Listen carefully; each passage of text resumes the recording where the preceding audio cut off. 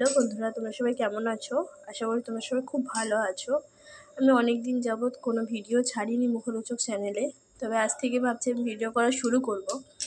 তো আজকে আমি তোমাদের দেখাবো আমার লাঞ্চ মেনুতে আজকে কী কী আছে। তো চলো, খুব সিম্পল খাবার, যেটা বাঙালিদের খুবই পছন্দের। তো চলো দেখে নিই আমাদের লাঞ্চ মেনুতে কী কী আছে।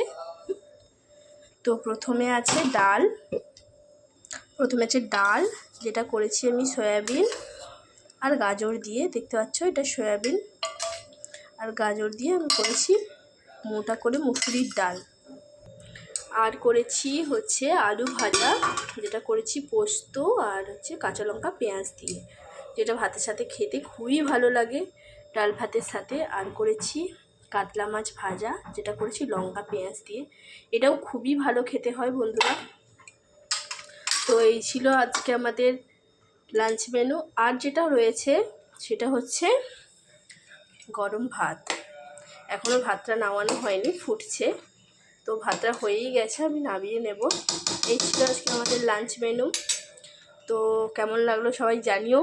আমি আবার দেখাবো আমাদের ডিনার মেনুতে কী কী হয়। তো চলো, টাটা।